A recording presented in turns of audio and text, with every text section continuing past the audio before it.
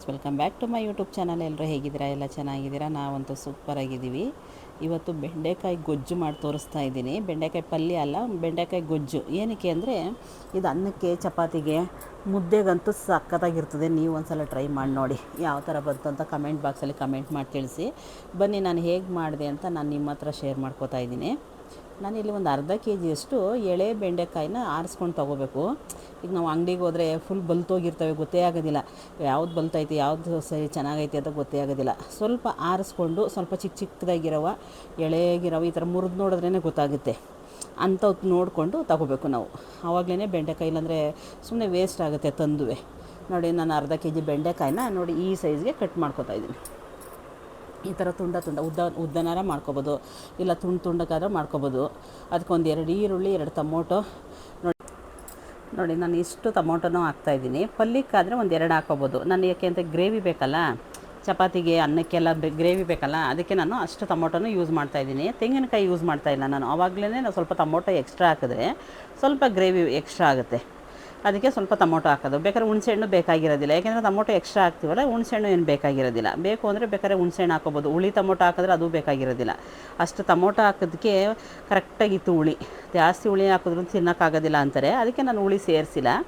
ನೋಡಿ, ಇವಾಗ ನಾನು ಎಲ್ಲ ಬೆಂಡೆಕಾಯಿನ ಈ ಥರ ಹುರಿದಿಟ್ಕೋತೀನಿ. ಡ್ರೈಯಾಗಿ ಹುರ್ಕೋಬೇಕು. ಆವಾಗಲೇ ಅದರಲ್ಲಿರೋ ಲೋಪ್ಲಿ ಎಲ್ಲ ಹೋಗೋದು. ಬೆಂಡೆಕಾಯಲ್ಲಿ ಅಂಟು ಇರ್ತದಲ್ಲ, ಅದೆಲ್ಲ ಹೋಗುತ್ತೆ ಫಸ್ಟ್ ಡ್ರೈಯಾಗಿ ಹುರ್ಕೊಂಡ್ರೆ. ನೋಡಿ, ನಾನು ಬೇರೆ ಇನ್ನೊಂದು ಕಡಾಯಿ ಇಟ್ಟಿದ್ದೀನಿ.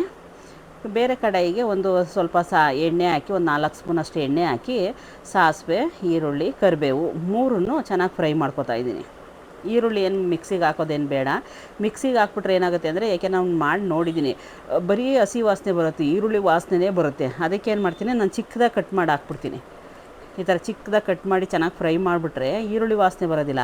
ನಾವೇನಾದ್ರು ಮಿಕ್ಸಿಲಿ ಅದನ್ನ ಆಡಿಸ್ಬಿಟ್ಟು ರುಬ್ಬಿಟ್ಟು ಹಾಕ್ಬಿಟ್ರೆ ಗ್ರೇವಿ ಬೇಕು ಅಂತ ಈರುಳ್ಳಿ ವಾಸನೆ ಬರುತ್ತೆ. ಎಷ್ಟೇ ಫ್ರೈ ಮಾಡಿದ್ರೂ ಈರುಳ್ಳಿ ವಾಸನೆ ಬಂದುಬಿಡ್ತದೆ. ನೋಡಿ, ಇದು ಕರೆಕ್ಟಾಗಿ ಆಗಿದೆ ಇವಾಗ ಡ್ರೈಯಾಗಿ. ಇವಾಗ ನಾನು ಆ ಈರುಳ್ಳಿ ಫ್ರೈ ಮಾಡಿದ್ದನ್ನು ಅದರೊಳಗಡೆ ಹಾಕ್ತಾಯಿದ್ದೀನಿ. ಆವಾಗ ನಮಗೆ ಅಂಟು ಬರೋದಿಲ್ಲ, ಬೆಂಡೆಕಾಯಿ ಅಂಟು ಬರೋದಿಲ್ಲ ಈ ಥರ ಮಾಡಿದ್ರೆ. ಇಲ್ಲಾಂದರೆ ನಾವು ಬರೀ ಉರಿದೇನೆ ಹಾಗೆ ಹಾಕ್ತೀವಿ ಅಂದರೆ ಸ್ವಲ್ಪ ಲೈಮ್ ಮೇಲ್ಗಡೆ ಹಾಕ್ಬಿಟ್ರೆ ಬೇಗ ಅಂಟು ಹೊರಟೋಗುತ್ತೆ, ಅಂದರೆ ಸ್ಟಿಕ್ಕಿ ಬರೋದಿಲ್ಲ. ಇವಾಗ ಅದಕ್ಕೆ ಒಂದಷ್ಟು ಟೊಮೊಟೊ ತೊಗೊಂಡಿದ್ನಲ್ಲ, ಅದನ್ನು ಕಟ್ ಮಾಡಿ ಸೇರಿಸ್ತಾ ಇದ್ದೀನಿ. ಬೇಕಾದರೆ ಇದನ್ನ ಮಿಕ್ಸಿಗೂ ಹಾಕೋಬೋದು. ಮಿಕ್ಸಿಗೆ ಹಾಕಿದ್ರೆ ಇನ್ನೂ ಗಟ್ಟಿ ಗ್ರೇವಿ ಬರ್ತದೆ. ಅವ್ರು ಮಿಕ್ಸಿಗೆ ಹಾಕೋದೇನು ಬೇಡ, ಹಾಗೆ ಕಟ್ ಮಾಡಿ ಹಾಕು ಅಂತ ಹೇಳಿದ್ರು. ಅದಕ್ಕೆ ನಾನು ಇವಾಗ ಕಟ್ ಮಾಡಿಬಿಟ್ಟು ಮೇಲ್ಗಡೆ ಉಪ್ಪು ಹಾಕಿದ್ದೀನಲ್ವ, ಇವಾಗ ಅದೇ ಗ್ರೇವಿ ಥರ ಆಗೋಗುತ್ತೆ. ಟೊಮೊಟೊ ಫುಲ್ ಮೆತ್ತಗಾಗೋಗುತ್ತೆ. ಇವಾಗ ಅದನ್ನು ಒಂದು 2 ನಿಮಿಷ ಚೆನ್ನಾಗಿ ಫ್ರೈ ಮಾಡಿ, ಇದು ಬೇಳೆ ಸಾಂಬಾರು ಪುಡಿ ಯಾವುದು ಅಂದರೆ, ನಾವು ಸಾಂಬಾರು ಪುಡಿ ನಾವು ಸಾಂಬಾರು ಮಾಡಿದಾಗ ಬಳಸ್ತೀವಲ್ಲ, ಅದೇ ಸಾಂಬಾರು ಪುಡಿ ನಾನು ಯೂಸ್ ಮಾಡ್ತಾ ಇರೋದು. ಚಿಲ್ಲಿ ಪೌಡ್ರ್ ಏನು ಬೇಕಾಗಿರೋದಿಲ್ಲ. ಸಾಂಬಾರು ಪುಡಿ ಹಾಕಿದ್ರೆ ಟೇಸ್ಟ್ ಚೆನ್ನಾಗಿ ಬರುತ್ತೆ. ಅದಕ್ಕೆ ನಾನು ಸಾಂಬಾರು ಪುಡಿನ ಒಂದು 2 ಸ್ಪೂನಷ್ಟು ಸಾಂಬಾರು ಪುಡಿ ಹಾಕಿ, ಒಂದು 1/4 ಸ್ಪೂನಷ್ಟು ಅರಿಶಿನ ಹಾಕ್ಕೊಂಡು ಚೆನ್ನಾಗಿ ಫ್ರೈ ಮಾಡ್ತಾಯಿದ್ದೀನಿ. ಇವಾಗ ನಾನು ಉಪ್ಪು ಹಾಕಿರೋದು ಇದಕ್ಕೆ ಅವಾಗ ಫುಲ್ ಮೆತ್ತೆ ಆಗೋಗುತ್ತೆ ಟೊಮೊಟೊ, ಆವಾಗ ಫುಲ್ ಗ್ರೇವಿ ಥರನೇ ಬರುತ್ತೆ. ಇವಾಗ ಅದ್ರ ಮೇಲೆ ಸ್ವಲ್ಪ ನೀರು ಹಾಕಿ ಮುಚ್ಚಿಬಿಟ್ರೆ ಚೆನ್ನಾಗಿ ಬರುತ್ತೆ. ಅನ್ನಕ್ಕಂತೂ ಸಖತ್ತಾಗಿರ್ತದೆ, ಮುದ್ದೆಗೂ ಅನ್ನಕ್ಕಂತೂ ಸಖತ್ತಾಗಿರ್ತದೆ.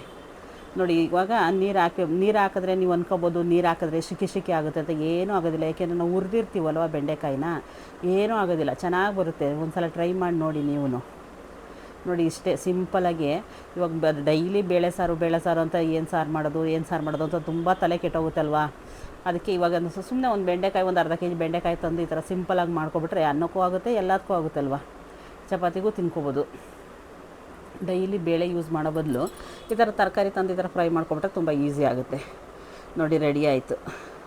ಒಂದು 2 ನಿಮಿಷ ಮುಚ್ಚಿಟ್ಬಿಟ್ರೆ 2 ನಿಮಿಷ ಬೇಗ ಬೆಂದೋಗುತ್ತೆ. ಏಕೆಂದರೆ ಬೆಂಡೆಕಾಯಿ ನಾವು ಆಲ್ರೆಡಿ ಫ್ರೈ ಮಾಡ್ಕೊಂಡಿದ್ವಲ್ಲ. ನೋಡಿ, 2 ನಿಮಿಷ ಆಯಿತು. ಓಪನ್ ಮಾಡಿ ತೋರಿಸ್ತಾ ಇದ್ದೀನಿ. ನೋಡಿ ಈ ಥರ ಬಂದಿದೆ.